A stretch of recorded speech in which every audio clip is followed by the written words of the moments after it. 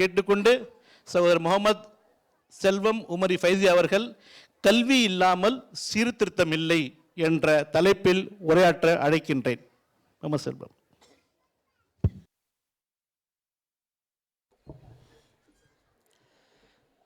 அஸ்ஸலாமு அலைக்கும் வரஹ்மத்துல்லாஹி வபரகாத்துஹு. அஸ்ஸலாமு அலைக்கும் வரஹ்மத்துல்லாஹி வபரகாத்துஹு. அஸ்ஸலாமு அலைக்கும்.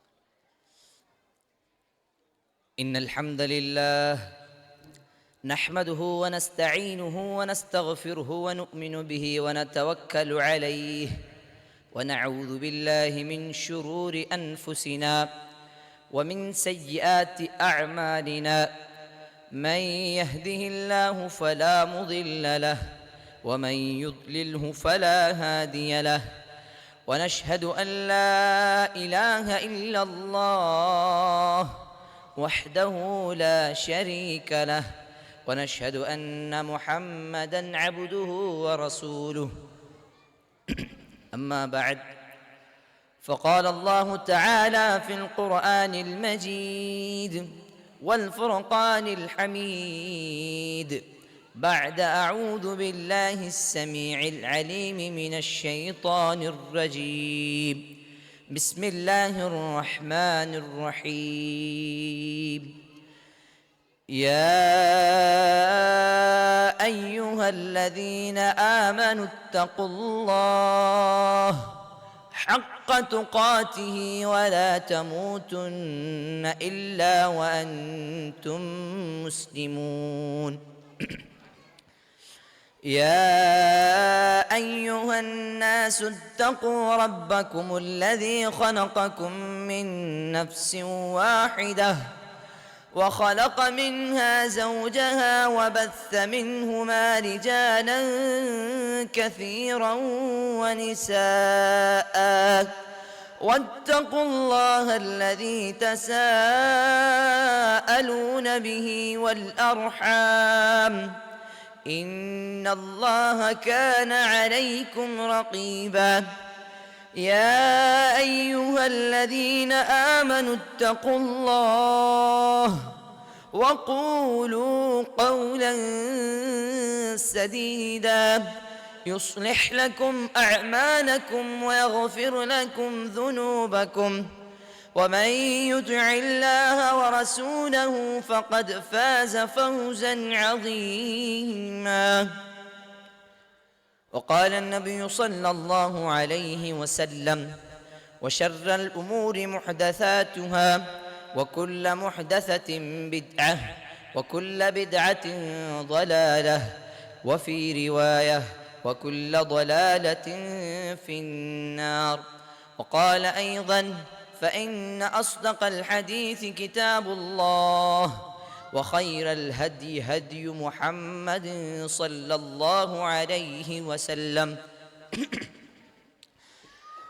அல்லாஹுக்கு எல்லா புகழும் பெருமையும் உரித்தாகட்டும்.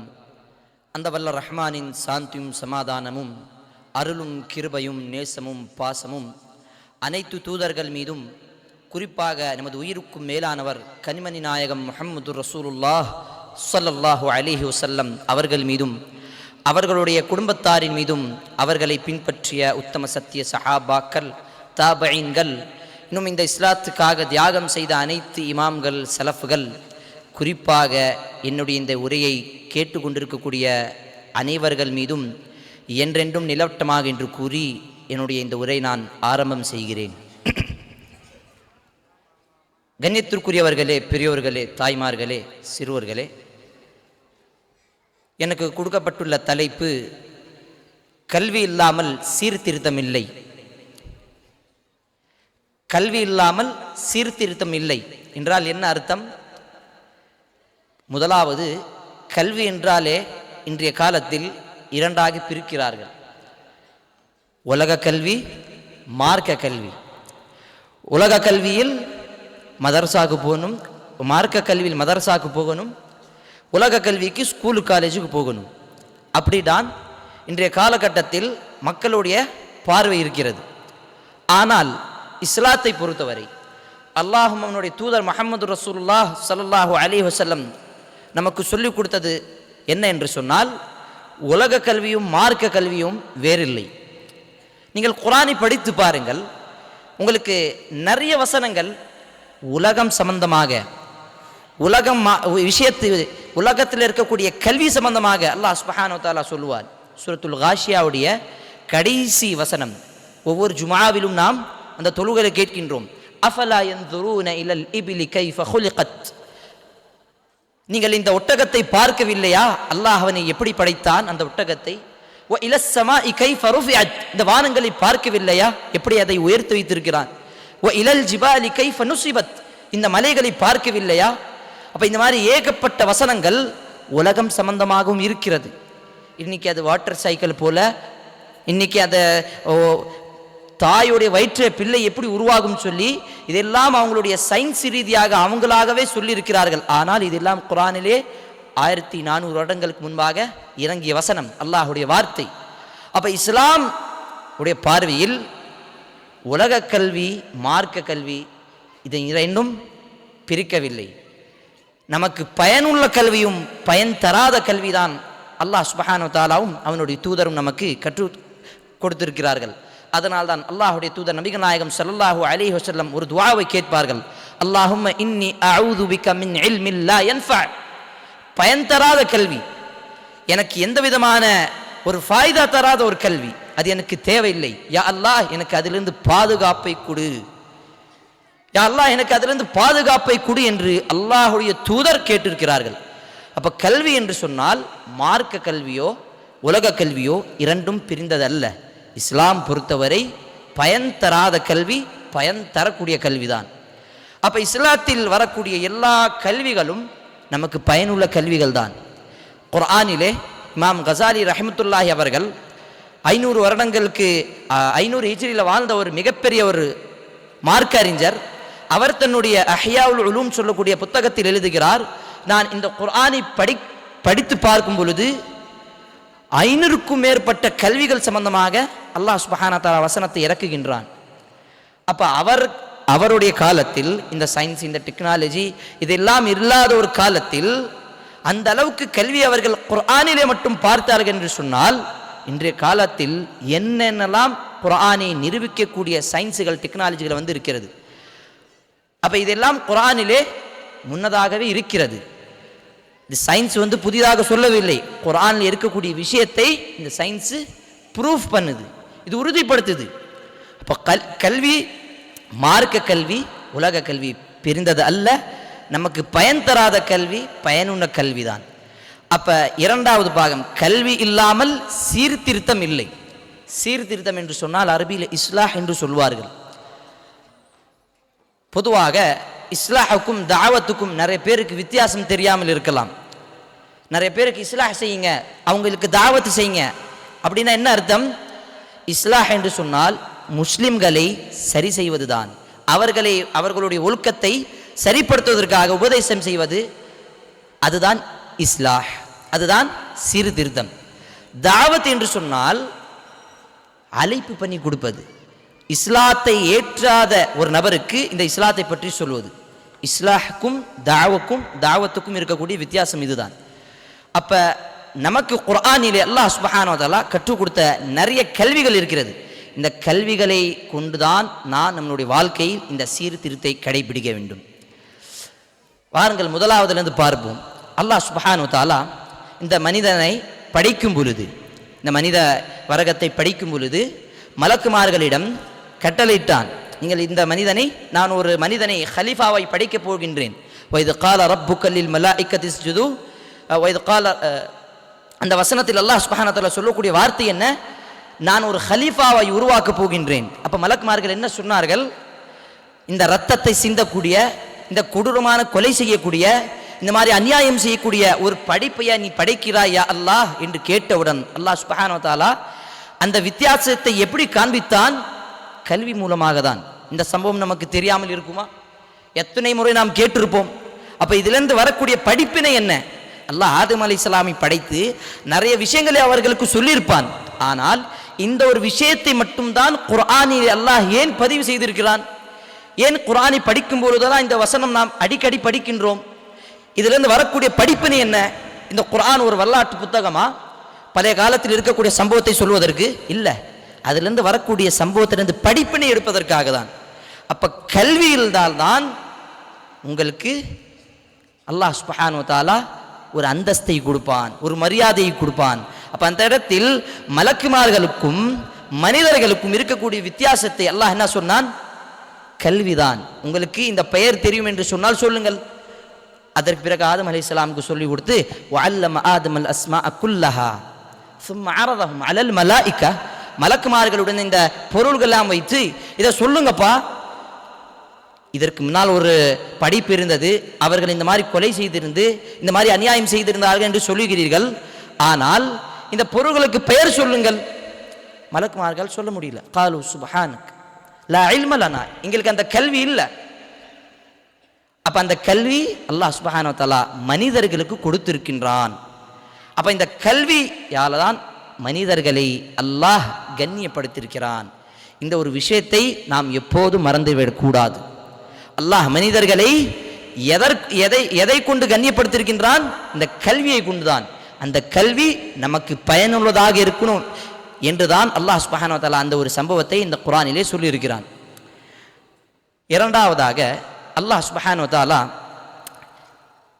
இந்த கல்வியை பற்றி சொல்லும் பொழுது மிக ஒரு நோட் பண்ணக்கூடிய விஷயம், நல்லா கவனமாக கேளுங்க எல்லாம். அல்லாஹுடைய தூதர் ஸல்லல்லாஹு அலைஹி வஸல்லம் அவருடைய காலத்தில், ரசூலுல்லாஹுடைய காலத்தில் என்னென்ன தவறுகள் இருந்தது? காபத்துல்லாஹ் குல்லாரையே இப்ராஹிம் அலைஹிஸ்ஸலாமுடைய சிலையை வைத்து வணங்கி கொண்டிருந்த ஒரு சமுதாயம். காபத்துல்லாஹ் அல்லாஹுடைய வீடு, அல்லாஹுடைய வீட்டுக்குள்ளார அல்லாதவர்களுடைய சிலையை வைத்து அந்த இடத்தில் ஷிர்க் செய்து கொண்டிருந்தார்கள். இன்னும் என்ன தவறுகள் இருந்தது? விபச்சாரம், கொள்ளை, அநியாயம், இந்த மாதிரி ஏகப்பட்ட தவறுகளும் குற்றங்களும் மிகப்பெரிய ஒரு தீமைகளும் அந்த சமுதாயத்தில் இருந்தது. அல்லாஹுடைய தூதர் ஸல்லல்லாஹு அலைஹி வஸல்லம் நபியாக அனுப்புவதற்கு முன்னால். ஆனால் அல்லாஹ் சுப்ஹானஹு வ தஆலா முதலில் இந்த குர்ஆனை இறக்கும் போது இந்த குர்ஆனுடைய முதலாவது வசனத்தை ஷிர்க்குக்கு எதிராக இல்லை, விபச்சாரத்துக்கு எதிராக இல்லை, இந்த அநியாயம் இந்த கொடூரத்துக்கு எதிராக வசனத்தை இறக்கவில்லை. மாறாக அல்லாஹ் இறக்கிய வசனம் இக்ரா, படியுங்கள். இப்ப என்ன அர்த்தம்? படித்தால்தான் இதையெல்லாம் மாற்ற முடியும். முதல் வசனம் குர்ஆன் நமக்கு என்ன சொல்கிறது? இந்த கல்வியை கொண்டுதான் சீர்திருத்தம் வரும். சுப்ஹானல்லாஹ். இக்ரா பிஸ்மி ரப்பிக்கல்லதீ ஹலக், உங்களுடைய ரப்புடைய பெயரை கொண்டு படியுங்கள். சுப்ஹானல்லாஹ். இது மட்டுமல்ல, நீங்கள் இன்னொரு விஷயத்தை கவனமாக நோட் பண்ணிக்கோங்க. என்ன என்று சொன்னால், அல்லாஹ் சுப்ஹானஹு வ தஆலா தன்னுடைய முதல் படைப்பு, முதல் மக்லூக் என்ன தெரியுமா? பேனாதான். குர்ஆனிலே ஒரு அத்தியாயத்தோட பெயர் சூரத்துல் கலம். நிறைய வசனங்களை அல்லாஹ் சுப்ஹானஹு வ தஆலா இந்த கல்வியை பற்றி சொல்லியிருக்கிறான். என்ன அர்த்தம்? எதற்காக? இந்த கல்விக்கு ஒரு மதிப்புண்டு, இந்த கல்வியை கொண்டுதான் சீர்திருத்தம் வரும், இந்த கல்வியை கொண்டுதான் மனிதர்களுக்கு கண்ணியம் இருக்கிறது. அல்லாஹ் சுப்ஹானஹு வ தஆலா ஷிர்க்குக்கு எதிராக சொல்லாமல், விபச்சாரத்துக்கு எதிராக சொல்லாமல், இன்னும் பல தவறுகள் இருக்கும் பொழுது அந்த தவறுகளை சொல்லாமல் அல்லாஹ் சுப்ஹானஹு வ தஆலா கல்வியை மட்டும் சொல்லுகின்றான். இக்ரா பிஸ்மி ரப்பிக்கல்லதீ ஹலக் ஹலக்கல் இன்சான மின் அலக் இக்ரா வ ரப்புக்கல் அக்ரம் அல்லதீ அல்லம பில் கலம். அந்த ஒரு 5 வசனத்திலையும் கல்வியை பற்றி தான் இருக்கிறது. பேனாலிருந்து தான். அல்லமல் இன்சான மாலம் யஅலம், அவனுக்கு தெரியாத ஒரு விஷயத்தை அல்லாஹ் கற்றுக் கொடுத்தான். இப்போ நீங்கள் சாதாரண ஒரு மனுஷன்ட்ட போய் இதெல்லாம் செய்யாதப்பா அப்படின்னு சொன்னால் அவன் கேட்பானா? கேட்க மாட்டான். அவனுக்கு கொஞ்சம் பயமுத்துங்க. இப்படிலாம் செஞ்சுனா டாக்டர் சொல்கிற மாதிரி ஒரு மாதத்தில் நீ செத்து போயிடுவ. அப்போ நான் என்ன செய்யணும்? சொல்கிறதெல்லாம் செய்வாங்க. காலையில் எழுந்துச்சி ப்ரஷ் பண்ணணும், இல்லை 4 மணிக்கே பண்ணணும், நைட்டு தூங்குறதுக்கு முன்னாடி 2 தடவை பண்ணணும், இதெல்லாம் சாப்பிடக்கூடாது, இதெல்லாம் சாப்பிடணும். அப்போ நம்மளுடைய உலகத்தில் இருக்கக்கூடிய இந்த உடலை பாதுகாப்பதற்காக ஒரு டாக்டர் சொல்லக்கூடிய எல்லா விஷயத்தையும் நாம் புரிந்து அதன் பிரகாரம் வாழ்க்கையில் நடைமுறையில் கொண்டு வரும். அப்போ அவன் சொல்லக்கூடிய அந்த ஒரு அறிவுனால தான் இதெல்லாம் மாற்றம் வருது. வெறுமனையா நீங்க இது செய்யாதீங்க அப்படின்னு சொன்னா நம்ம செய்யாம இருப்போமா? நீங்க இப்படி செஞ்சீங்கன்னா என்ன ஆகும், அதனுடைய அந்த பயம் அந்த மனிதனுக்கு சொல்லுவான். இது செஞ்சீங்கன்னா என்ன கிடைக்கும், அதை நற்செய்தி அவனுக்கு சொல்லுவான். அப்போ ஒரு விஷயத்துடைய மதிப்பு, அந்த விஷயத்துடைய என்ன நடக்கும் என்று அவரை பயமுத்தால் தான் அவர்களுக்கு அந்த விஷயத்திலிருந்து அவர்கள் தடுந்து இருப்பார்கள்.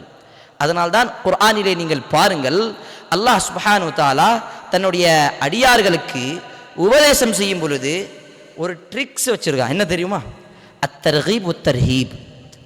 முதலாவது ஆசையை மூட்டுவான், இரண்டாவது பயமூற்றுவான். ஒரு சின்ன பிள்ளை ஹோம்ஒர்க் செய்யலைன்னா என்ன செய்வாங்க? இரண்டு விதமான பெற்றோர்கள் இருப்பாங்க. முதலாவது, இது படிப்பா, அலி பாத்தா படி, ஏபிசிடி படி, இன்னைக்கு இது படிச்சனா உனக்கு இந்த ஒரு gift கொடுப்பேன், இதை இன்னைக்கு முடிச்சிட்டனா உனக்கு இது மாதிரி வெளியே கூட்டிட்டு போவேன், இதை நீ படிச்சிட்டனா உனக்கு இந்த மாதிரி துணி வாங்கி கொடுப்பேன். அப்போ அவர்களுக்கு ஆசை மூட்டி அந்த பெற்றோர்கள் அந்த பிள்ளை மூலமாக அந்த வேலையை வாங்குகிறார்கள்.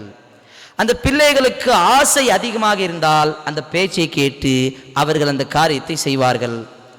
சில பிள்ளைகள் ஆசையை விட பிடிவாதம் அதிகமாக இருக்கும், அவர்களுக்கு பயமூத்த வேண்டும். இப்போ நீ செய்யலனா நைட்டு சாப்பாடு கிடையாது, இப்போ நீ செய்யலனா உனக்கு காசு கிடையாது, இப்போ நீ இப்படி செய்யலனா உன்னை நான் அடிச்சிருவேன். அப்போ பயமூத்தி அந்த சின்ன பிள்ளைகிட்ட நம்ம வேலை வாங்குறோம். அப்போ ஹாலிகுல் அல்லாஹ் சுப்ஹானஹு வ தஆலா மிகப்பெரிய ஒரு படைப்பாளன். அல்லாஹ் நம்மளுடைய இயல்பை பற்றி அல்லாஹ்க்கு தெரியாதா? அதனால்தான் குர்ஆனை நீங்கள் படித்து பாருங்கள், எங்கெல்லாம் சொர்க்கத்தை பற்றி வருமோ அதுக்கு அடுத்தபடியாக நரகத்தை பற்றி வரும், எங்கெல்லாம் நரகத்தை பற்றி வருமோ அதுக்கு அடுத்தபடியாக சொர்க்கத்தை பற்றி வரும், எங்கெல்லாம் நல்லவர்களை பற்றி அல்லாஹ் சொல்வானோ அதுக்கு அடுத்தபடியாக கெட்டவர்களை பற்றி அல்லாஹ் சொல்வான். இது அல்லாஹ் உடைய ஒரு ட்ரிக்ஸ். மனிதர்களை எப்படி இந்த சொர்க்கத்தின் பக்கம் அழைப்பது, சொர்க்கத்தின் பக்கம் ஆசையை மூட்டி அழைப்பான், அல்லது நரகத்தை மூட்டி பயமுத்தி அவர்களை தடுப்பான். வெறுமையா நீங்கள் நரகத்தில் போயிடுவீங்க, இது செய்யாதீங்க அப்படின்னு சொன்ன யாராவது கேட்பாங்களா? இல்லை. ஆனால் நரகத்தை பற்றி அல்லாஹ் ஏகப்பட்ட வசனங்களை இறக்குகின்றான். நரகத்தில் அவங்களுக்கு நரக துணி இருக்கும், அவர்களுக்கு தண்ணி இருக்காது. இப்போ இதெல்லாம் அல்லாஹ் சுப்ஹானஹு வ தஆலா எதற்காக சொல்லுகின்றான்? அந்த ஒரு கல்வி, அந்த ஒரு அறிவு வரணும்.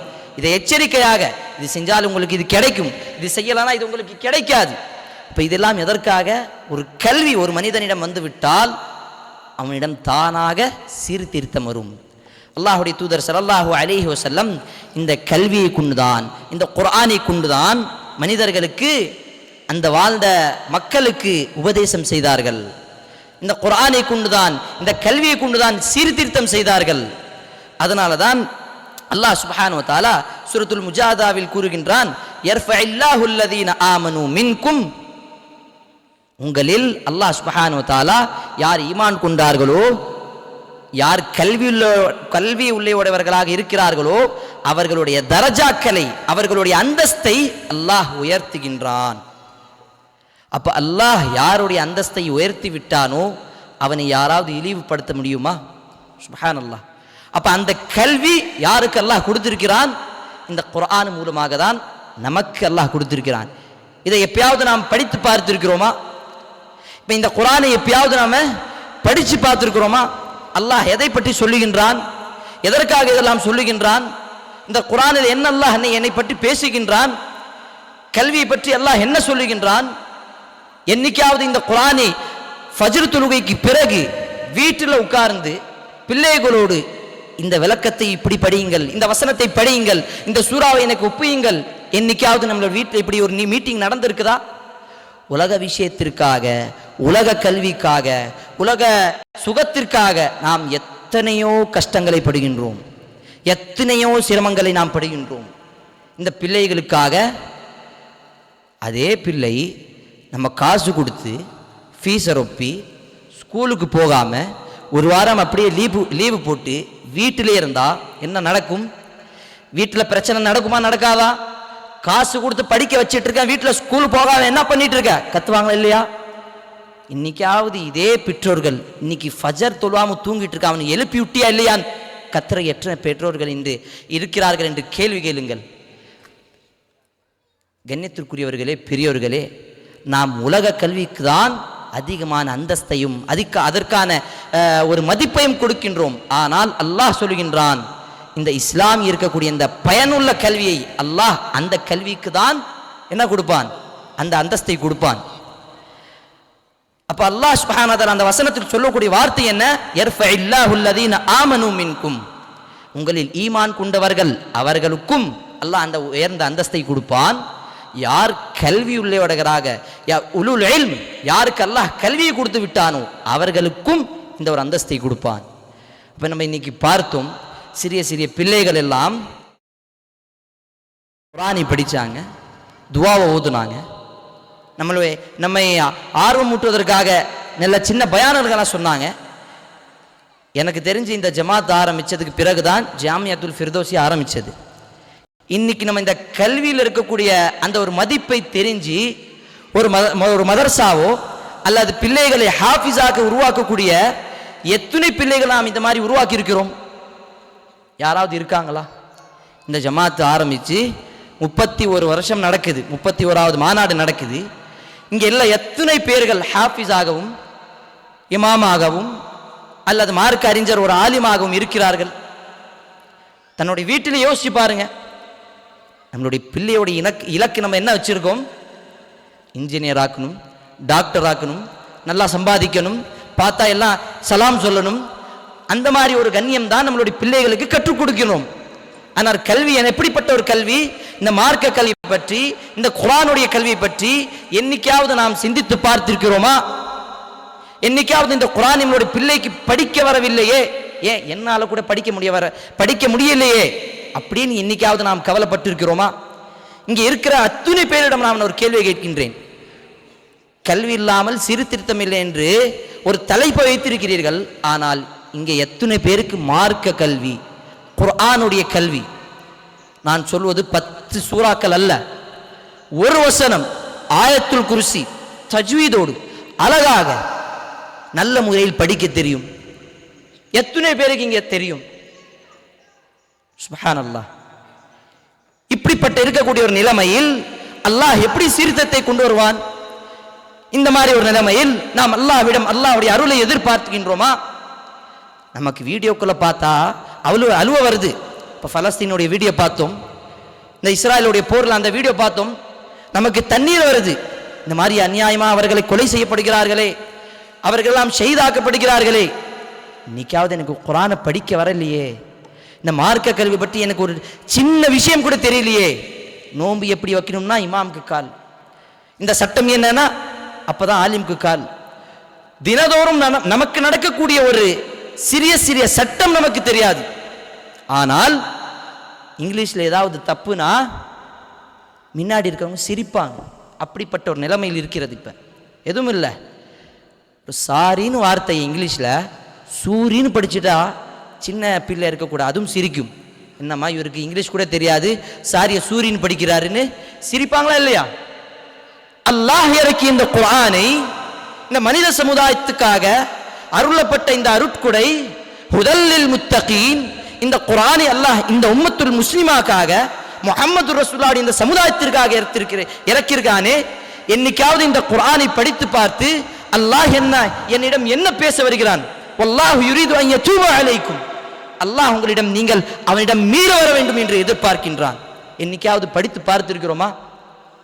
இதே உதாரணம் ஒரு 13 வருஷத்துக்கு முன்னாடி உங்களுக்கு ஒரு லைவ் எக்ஸாம்பிள், ஒரு உதாரணம். இங்கே உட்கார்ந்திருக்கக்கூடிய என்னோட தந்தை ஷேக் இஸ்மாயில் அவர்கள் உங்களுடைய முன்மாதிரியாக நான் சொல்லுகின்றேன். எதற்காக என்று தெரியுமா? 13 வருடங்களுக்கு முன்பாக இதே மாதிரி மேடையில் என்னை கைப்பிடித்து லில்லாஹி மா ஃபிஸ் ஸமாவாத்தி வல் அர்த் சூரத்துல் பக்ராவுடைய கடைசி 3 வசனங்கள் எனக்கு படித்து வைத்து காண்பித்தார்கள், அதனுடைய அர்த்தம் எல்லாம். அதற்கு பிறகு ஹாஃபிஸாக்கி ஆலிமாக்கி 12வது கல்விக்காக தான், எனக்காக அவர்களுக்காக இல்லை. வீட்டை விட்டு தூரமாக போய் மதரசால படித்து சாப்பாடு இல்லாமல் என்ன, வீட்டு சாப்பாடு இல்லாமல் மதரசாவுடைய சாப்பாடு சாப்பிட்டு, அப்ப எத்தனையோ கஷ்டங்களுக்கு பிறகுதான் என்னுடைய தாய் இல்லாமலும் என்னுடைய அத்தா என்ன தூரமாக போட்டு மதரசால படிக்கணும்னு விட்டாங்க. ஏன்? கல்விக்காக. இப்பயும் நான் அத்தா விட்டு பிரிஞ்சு சென்னையில் இருக்கிறேன். எதற்காக? கல்விக்காக. அப்ப கல்வி இல்லாமல் சீர்திருத்தம் இல்லை என்று அவர் தெரிந்து வைத்து என்னை படிக்க வைத்தார். ஆனால் இந்த ஜமாத்தில் இருக்கக்கூடிய துணை சகோதரர்கள் இந்த மாதிரி படிக்க வைப்பதற்காக தன்னுடைய பிள்ளைகளை உருவாக்கி இருக்கிறீர்கள். ஒரே ஒரு கேள்விதான், எத்துணை பிள்ளைகளுக்கு இன்று குர்ஆனை ஹாஃபிதாக நீங்கள் முடிவெடுத்திருக்கிறீர்கள்?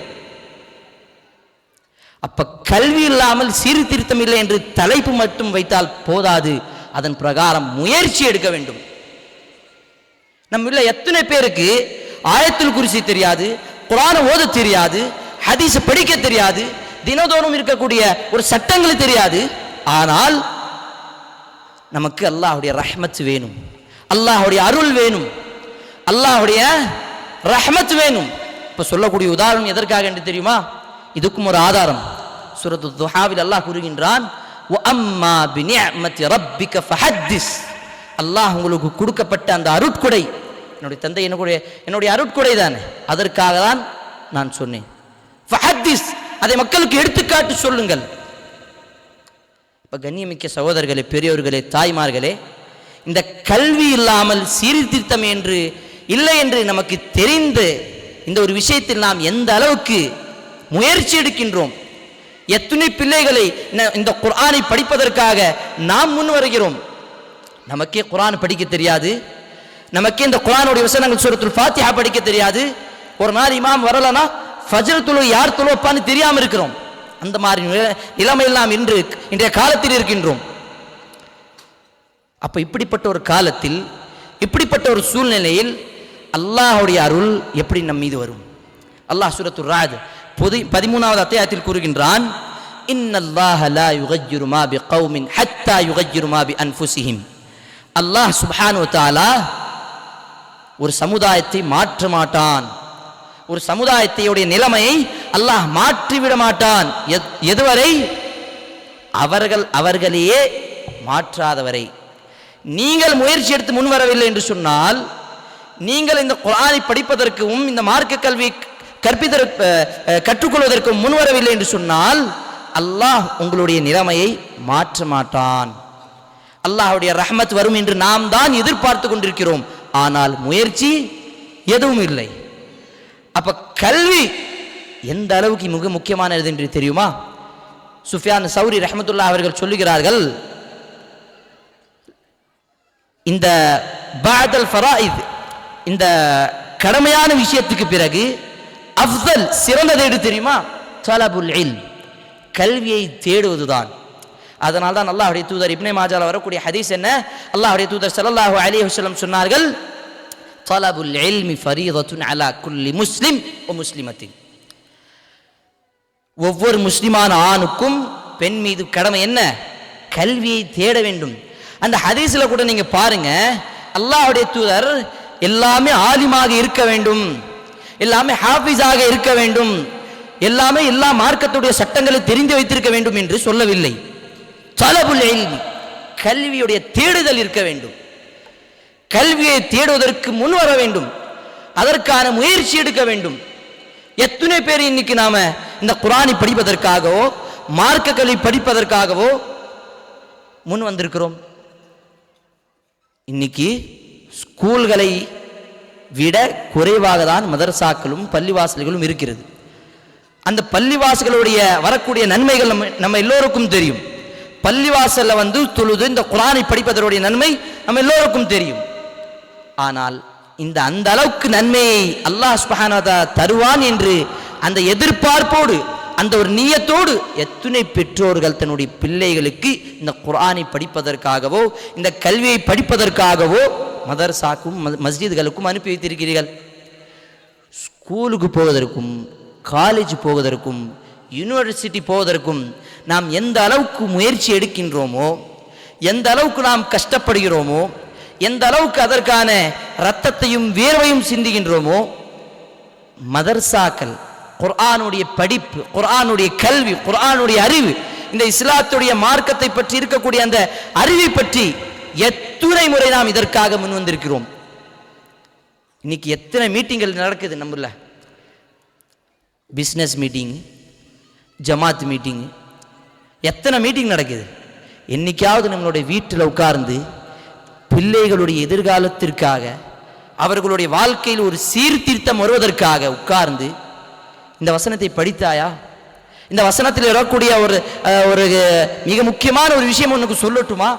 இந்த உலமாக்கள் இந்த மாதிரி விஷயத்தை இதை சொல்லியிருக்கிறார்கள் என்று இந்த மாதிரி ஒரு தீனுல் மஜ்லிஸ், இந்த மஜ்லிஸில் அந்த ஒரு மீட்டிங்கில் மார்க்கம் சம்பந்தமாக எத்துணை முறை நம்மளுடைய வீட்டில் இந்த மாதிரி ஒரு மீட்டிங் வச்சிருக்கோம். எதுக்கோ நம்ம மீட்டிங் வச்சிருக்கோம். சாப்பிட்றதுக்கு என்ன போடணும், இன்னைக்கு என்ன மண்டபத்தில் போடணும், இன்னைக்கு என்ன துணி போடணும், இன்னைக்கு என்ன கல்வி கற்றுக்கணும், என்னைக்காவது வந்திருக்கோமா? இன்னைக்கு என்ன குர்ஆன் வசனம் படிக்கணும், என்னைக்காவது வந்திருக்கோமா? இன்னைக்கு எத்தனை சூறாக்களை மனப்பாடம் பண்ணியிருக்கணும், என்னைக்காவது வந்திருக்கோமா? மார்க்க கல்விக்காக முன்வராத ஒரு சமுதாயம் எப்படி முன்னேறும்? எப்படி அல்லாஹ்வுடைய ரஹ்மத் அவர்களுக்கு கிடைக்கும்? எப்படி அல்லாஹ் அந்த சமுதாயத்தின் மீது ரஹ்மத்தை செய்வான்? சுப்ஹானல்லாஹ். அல்லாஹ்வுடைய கல்விக்காக முன்வராத இந்த சமுதாயத்தின் மீது அல்லாஹ்வுடைய அருள் வர வேண்டும் என்று சொன்னால் இந்த மார்க்க கல்வி என்று சொன்னால் பயனுள்ள இந்த கல்வியை நாம் கண்டிப்பாக கற்றுக்கொள்ள வேண்டும். அப்பொழுதுதான் நம்மளுடைய வாழ்க்கையில் சீர்திருத்தம் வரும். இந்த உலகத்திற்காக இந்த உலக பயன் தராத ஒரு கல்வி, எப்படிப்பட்ட ஒரு கல்வி? பயன் தராத கல்வி. இன்னைக்கு இன்ஜினியர் படிச்சு டாக்டர் படிச்சு எத்தனை லட்சக்கணக்கான மக்கள் ரோட்ல நிக்கிறாங்க. இன்ஜினியர் படிச்சு ஒருத்தர் பாத்ரூம் கழுவிட்டு இருக்கான், அதுக்கும் இதுக்கும் சம்மந்தமே கிடையாது. இன்ஜினியர் படிச்சு ஸ்டேஜ் சரி பண்ணிட்டு இருக்கான், அதுக்கு இதுக்கு சம்மதம் கிடையாது. அப்போ உலக கல்வி பயன் தராத ஒரு கல்விக்காக எந்த அளவுக்கு முயற்சி பண்ணி அவர்களுடைய பெற்றோர்கள் காசு கொடுத்து கடன் வாங்கி ரத்தத்தையும் வேர்வையும் சிந்தி அவர்களுக்காக முயற்சியும் எடுத்து காலையில் 4 மணிக்கு 6 மணிக்கு எழுந்திரிச்சு தன்னுடைய பிள்ளை எப்படியாவது முன்வர வேண்டும், இந்த உலகத்தில் முன்வர வேண்டும் என்பதற்காக எத்தனையோ சிரமத்தை நாம் பட்டிருக்கிறோம். ஆனால் என்னைக்காவது என்னுடைய பிள்ளை அழகாக குர்ஆனை ஓத வேண்டுமே, என்னுடைய பிள்ளை எப்படியாவது இந்த குர்ஆனை ஹாஃபிதாக இருக்க வேண்டுமே, இந்த ஆசை எத்தனை பெற்றோர்களுக்கு இருக்கிறது? பழைய காலத்தில் பாருங்க, சஹாபாக்களுடைய வரலாற்றை நீங்க எடுத்து பாருங்க. அவர்கள் இந்த மார்க்க கல்விக்காக தன்னுடைய சமுதாயத்தில் ஒரு வேண்டும் என்பதற்காக தான் தன்னுடைய குடும்பத்தை விட்டு தன்னுடைய ஊரை விட்டு அவர்கள் இந்த மார்க்க கல்விக்காக பயனுள்ள ஒரு கல்விக்காக அவர்கள் ஹிஜ்ரத் செய்தார்கள். இமாம் ஷாஃபி ரஹ்மத்துல்லாஹ் அவர்கள் 7 இடத்தில் ஹிஜ்ரத் செய்திருக்கிறார்கள். அதற்கும் மேற்பட்ட இடங்கள் இருக்கிறது. இமாம் புகாரி ரஹ்மத்துல்லாஹ் அவர்கள் ஒரு ஹதீஸுக்காக பல 1000 தூரம் போய் அந்த ஹதீஸ் வாங்குவதற்காக போயிருக்காங்க. எதற்காக? ஒரு கல்வி. அப்ப அந்த கல்வி வச்சு எனக்கு என்ன கிடைக்கும்? அவருடைய எண்ணம் என்ன இருந்தது? இந்த ஒரு ஹதீஸை எடுத்து வந்து என்னுடைய இந்த புத்தகத்தில் வைத்தால் எனக்கு பின்னால் வரக்கூடிய சமுதாயம்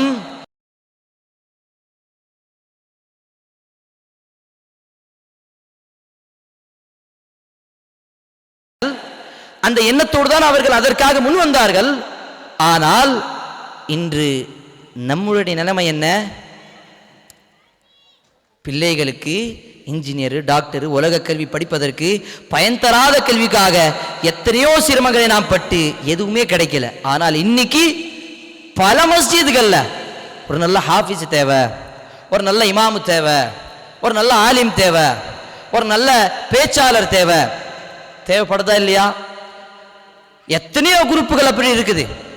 அப்ப பள்ளிவாசல்களில் பயன் தரும் ஒரு கல்வி, ஒரு ஆலிம், ஒரு ஹாஃபிஸ் எத்தனையோ பள்ளிவாசலில் இன்றும் தேவையாக இருக்கிறது. ஆனால் இதற்காக நாம் எப்போதும் வந்ததில்லை. எதற்காக?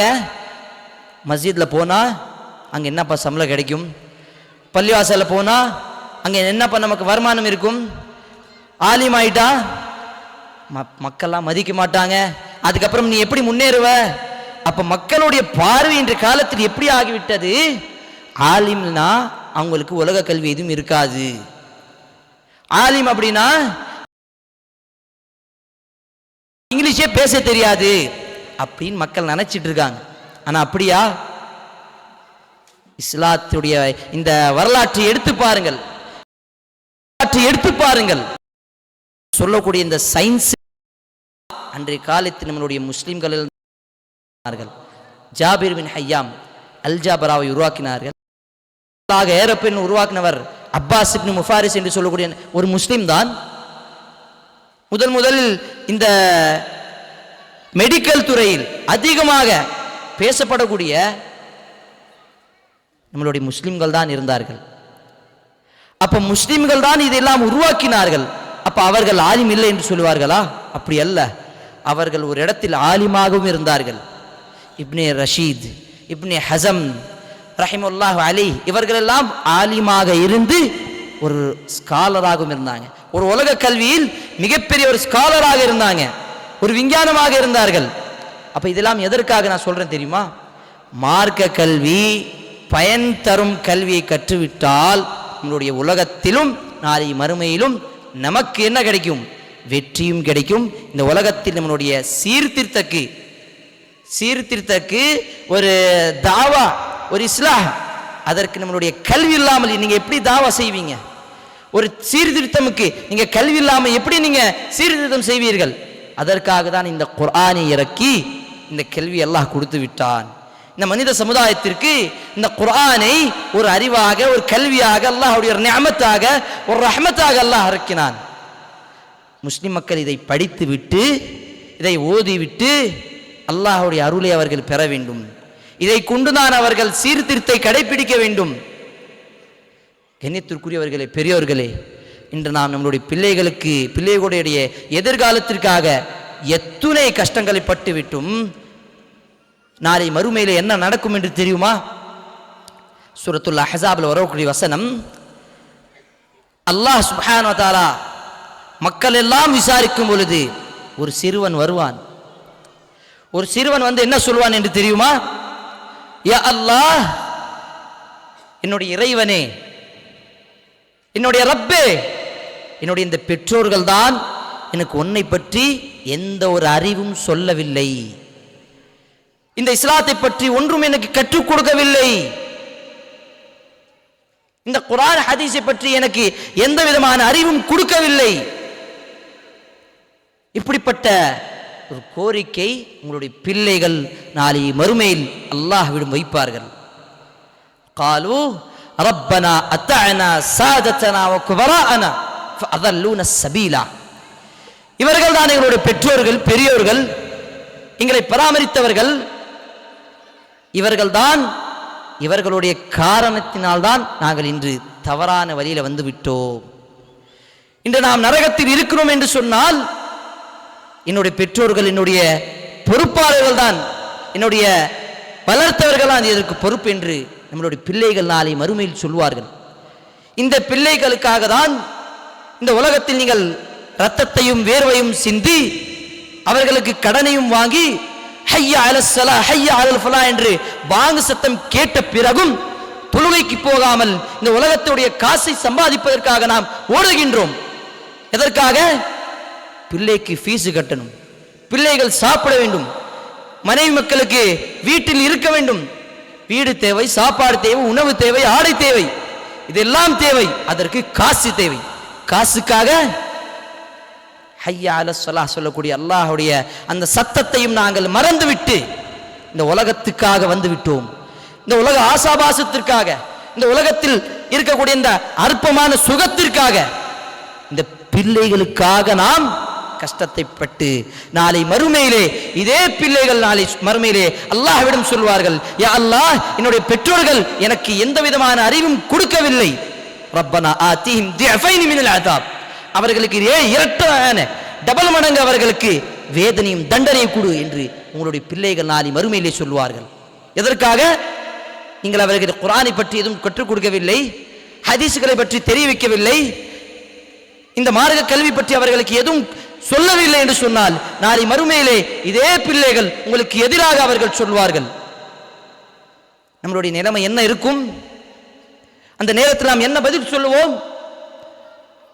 அப்ப யோசிப்போம், பிள்ளைய பேசாம மதரசால போட்டிருக்கலாமே, பிள்ளைய பேசாம ஹாஃபிஸ் ஆக்கியிருக்கலாமே, பிள்ளைக்கு பேசாம இந்த மார்க்க கல்வி கற்றுக் கொடுத்திருக்கலாமே. அல்லாஹ் அக்பர். அன்றைய அந்த தினத்தில், அந்த மறுமை நாளில் கை சேதம் படுவதற்கு முன்னால் இந்த உலகத்தில் நீங்கள் உங்களுடைய பிள்ளைகளையும் உங்களையும் நீங்கள் சீர்திருத்து எப்படி நீங்கள் சீர்திருத்து செய்ய வேண்டும்? மார்க்க கல்வி, இந்த உலக கல்வி இல்லை, பயன் தரும் இந்த கல்வி இந்த குர்ஆனை கொண்டுதான்.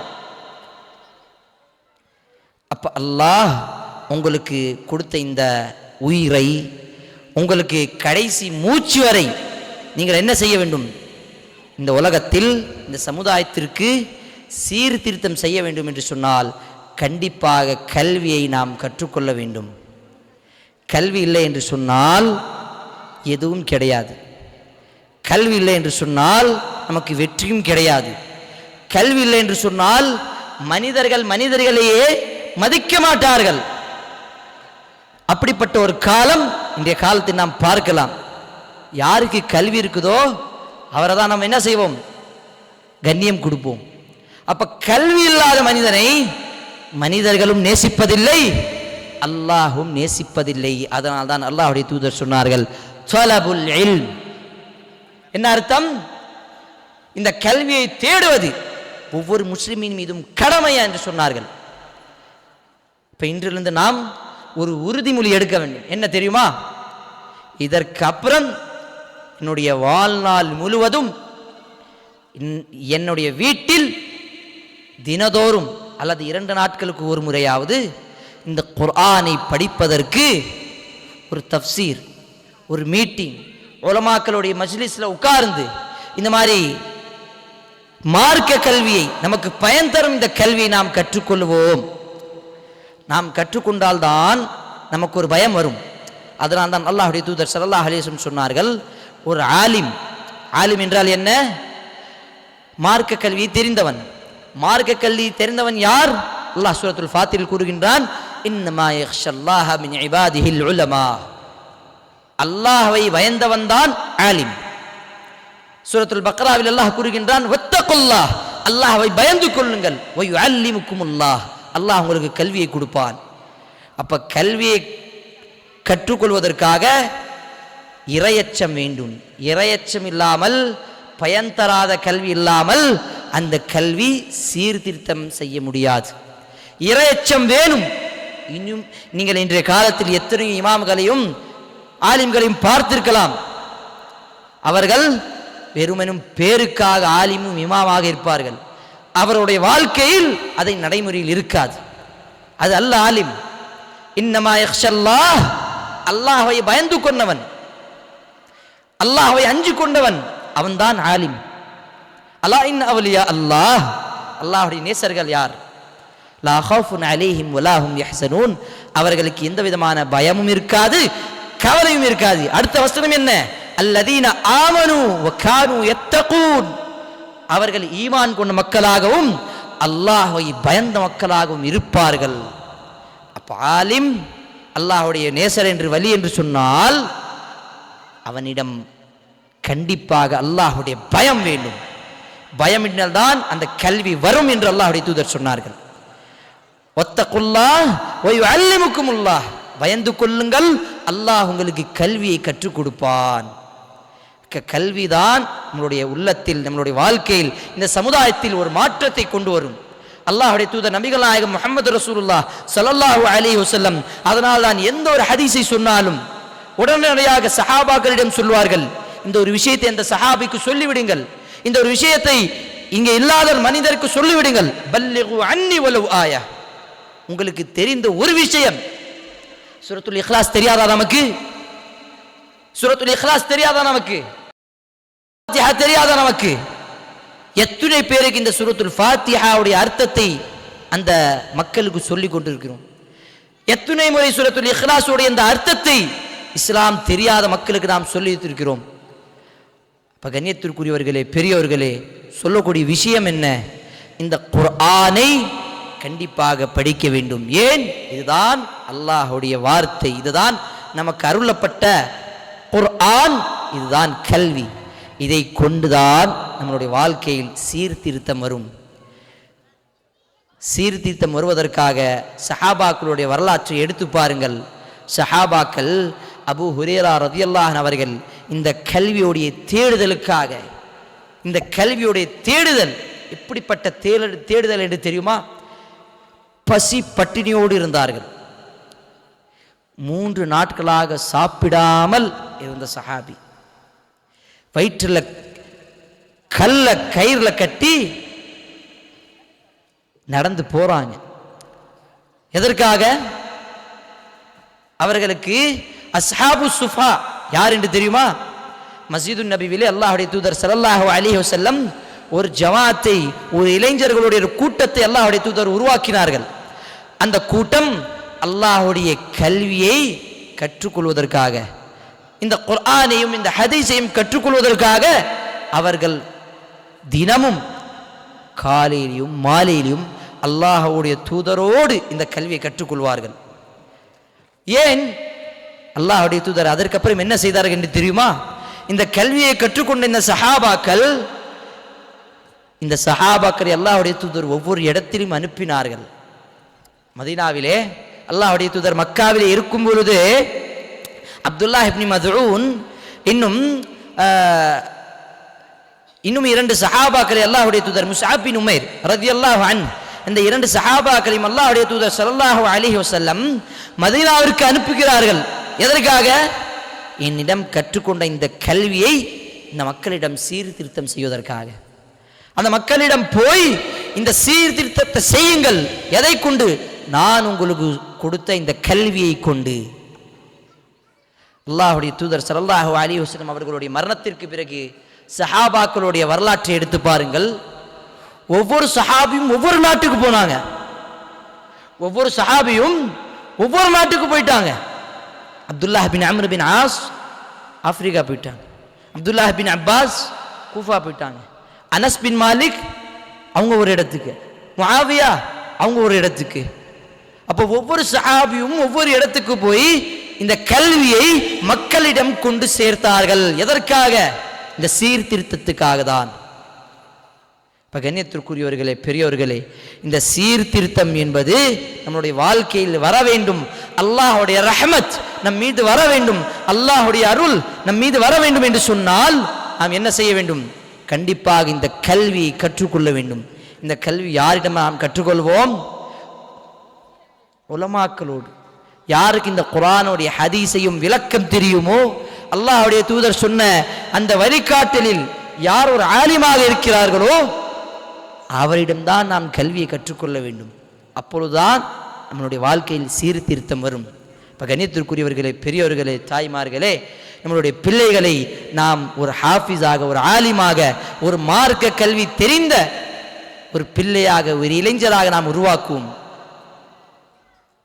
வெறும் மார்க்க கல்வி என்று சொன்னால் ஹாஃபிஸ் ஆலிம் மட்டுமல்ல, ஹாஃபிஸ் ஆலிமோடு பயன் தரக்கூடிய இந்த உலக கல்வியும் நீங்கள் கற்றுக் கொடுக்கலாம். பிஏ படிக்க வைங்க, டாக்டர் ஆக்குங்க. இன்னைக்கு ஒரு கலெக்டர் ஹாஃபிஸாக இருக்கிறாங்க, ஒரு ஆலிம் ஒரு லாயர் ஆலிமாக இருக்கிறாங்க. இப்போ இந்த மாதிரி எத்தனை உதாரணங்கள் நாம் பார்க்கலாம். நம்மளுடைய பிள்ளைகளை நாம் ஹாஃபிஸ் ஆலிம் மட்டும் இல்லாமல் பயன் தரக்கூடிய கல்வியை கற்றுக்கொண்டு இந்த சமுதாயத்தில் சீர்திருத்தத்தை நாம் கொண்டு வர வேண்டும். இந்த கல்விக்காக நாம் முன்வர வேண்டும். நம்மளுடைய பிள்ளைகளை நாம் இதற்காக முயற்சி எடுக்க வேண்டும். நம்மளுடைய வீடுகளிலும், நம்மளுடைய மஜ்லிஸ்களிலும், நம்மளுடைய மீட்டிங்கல்ல, நம்மளுடைய மஷூராக்கல்ல இந்த மாதிரி ஒரு நிகழ்ச்சி, இந்த மாதிரி ஒரு சீர்திருத்தத்துக்காக ஒரு கல்வியை தேடுதல் நம்மிடம் கண்டிப்பாக இருக்க வேண்டும். அல்லாஹ் சுப்ஹானஹு வ தஆலா நம் அனைவருக்கும் இந்த கல்வியை கற்றுக்கொள்ளக்கூடிய இந்த பாக்கியத்தையும், இந்த கல்வியை கற்றுக்கொண்டு நம்மளுடைய வீடுகளில், நம்மளுடைய சமுதாயத்திலும் ஒரு சீர்திருத்தத்தை அல்லாஹ் சுப்ஹானஹு வ தஆலா கொண்டு வர வேண்டும் என்று நான் பிரார்த்தனையோடு இந்த உரையை நான் முடித்துக் கொள்கிறேன். அல்லாஹ் ரஹ்மான் நம்ம அனைவரையும் இந்த கல்வியோடு நம்மளுடைய வீடுகளில், நம்மளுடைய சமுதாயத்திலும் சீர்திருத்தம் மட்டும் இல்லாமல் இந்த கல்வி மூலமாக அல்லாஹ் சுப்ஹானஹு வ தஆலா நாளை மறுமையில் இங்கே இருக்கக்கூடிய அத்துணை பேரையும், அத்துணை முஸ்லீம்களையும் அல்லாஹ் சுப்ஹானஹு வ தஆலா சொர்க்கத்தில் ஒன்று சேர்ப்பானாக.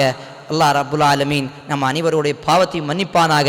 இந்த ஜமாத்துக்காக உழைத்த அனைத்து மக்களும் அவர்களுக்கான அல்லாஹ் சுப்ஹானஹு வ தஆலா முழு கூலியை கொடுப்பானாக.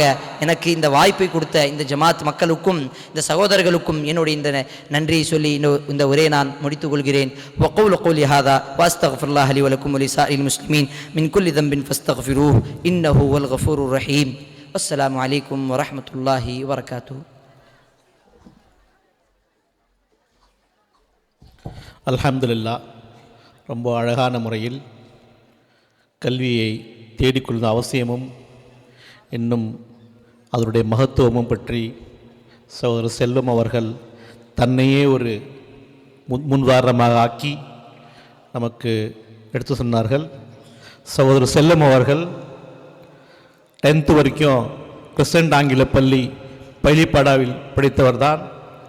அதன் பிறகு 12th, அப்புறம் மஸ்லாவில் ஹிஃப்ஸு பண்ணி அதுக்கு அடுத்தபடியாக உமராபாதில் பட்டம் பெற்று அல்ஹம்துலில்லாஹ் நல்ல முன்னுதாரணமாக இருக்கிறார்கள். அல்லாஹ் நம் அனைவருக்கும் அந்த கல்வி தேடிய அவசியத்தை அல்லாஹ் உணர்த்துவானாக.